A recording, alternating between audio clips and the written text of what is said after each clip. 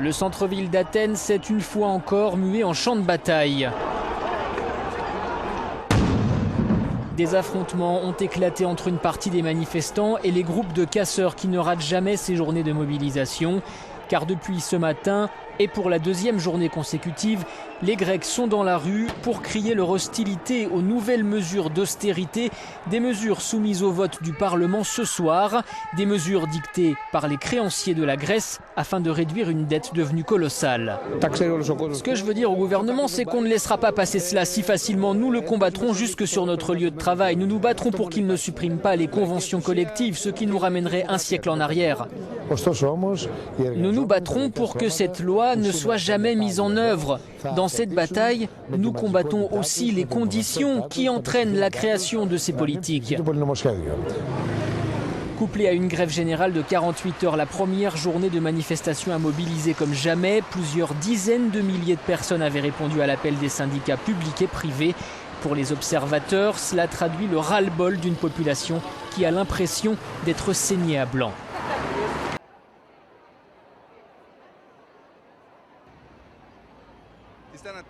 Ils s'attaquent au nom de l'austérité à des droits fondamentaux comme le droit à l'éducation et au travail. C'est pour cette raison qu'il est très important que dans tous les pays, il y ait une grève générale commune aujourd'hui pour dire non à ces politiques. Je suis là pour demander une hausse des retraites. Parce qu'on n'arrive plus à joindre les deux bouts. Moi, j'ai une retraite de 650 € et une fois que j'ai payé toutes les taxes, il me reste 400 €. Une pluie de projectiles sur les véhicules de police. La manifestation contre l'austérité en Espagne s'est terminée hier soir dans la violence. Certains s'en sont pris aux banques et aux distributeurs de billets.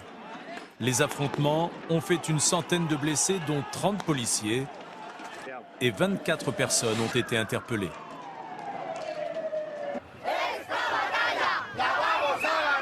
Cette bataille, nous allons la gagner, scandaient plus tôt dans la journée des dizaines de milliers de manifestants dans les rues de Madrid. Certains d'entre eux ont marché pendant près d'un mois depuis les quatre coins d'Espagne pour rejoindre la capitale. Tous dénonçant le chômage et les restrictions. Nous demandons d'arrêter de rembourser la dette. Nous demandons qu'il n'y ait plus de répression car le gouvernement nous réprime. Et nous demandons plus de services sociaux. Je suis là contre les impôts excessifs, les privations. C'est très important, faut pas l'oublier. Et contre la corruption très répandue en Espagne. Avec 26% de chômeurs, l'Espagne est asphyxiée par la récession. Un plan d'économie de 150 milliards d'euros est prévu sur 3 ans.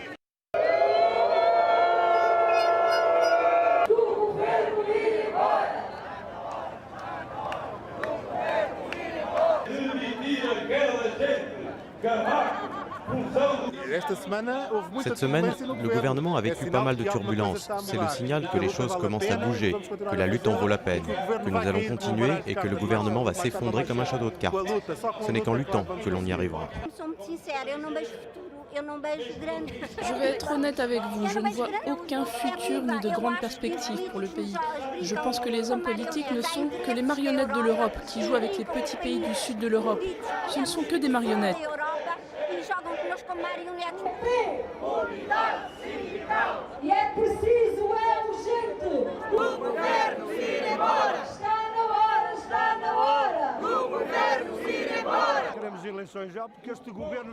Nous souhaitons des élections maintenant, car ce gouvernement ne fait que du mal au peuple portugais.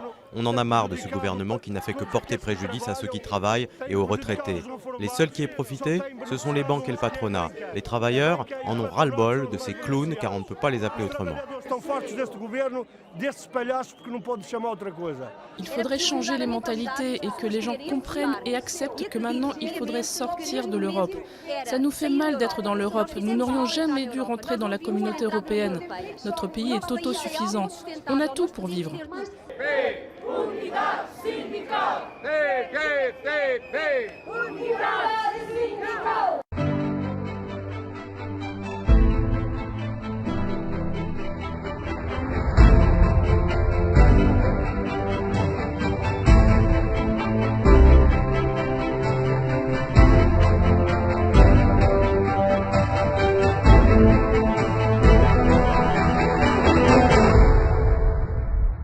Alors c'est le moment de votre carte blanche. Quelle est l'idée, le projet que vous considérez comme la carte maîtresse de votre programme? Mais moi je veux sortir de l'Union européenne, c'est pas parce que j'ai entendu des voix.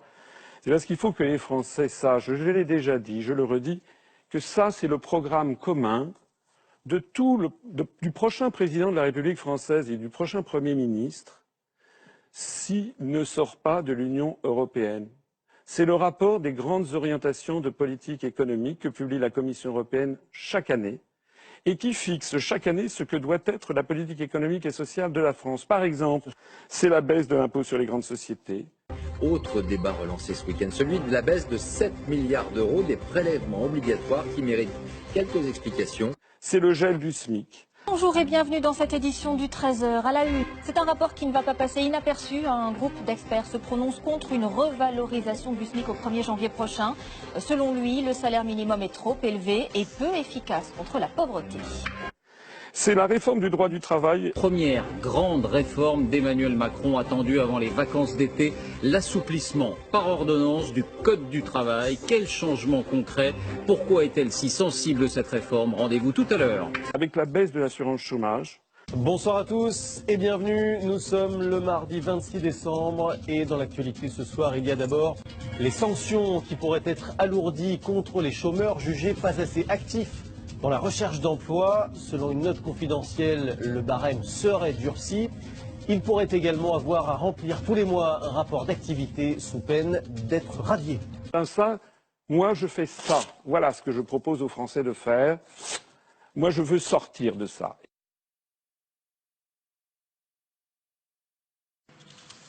Et comme le 18 mai 2016, il y a eu un nouveau rapport des grandes orientations de politique économique fixées par la Commission européenne qui demande expressément de poursuivre la baisse des dépenses des collectivités locales, il est prévu qu'en 2017, il y aura une diminution de 3,7 milliards d'euros des dotations de l'État. L'article 121 du traité sur le fonctionnement de l'Union européenne s'applique. Et s'appliquera quel que soit le président de la République qui sera élu le 7 mai prochain, sauf si c'est moi. Puisque je suis le seul, je ne suis pas sûr que ce soit si drôle.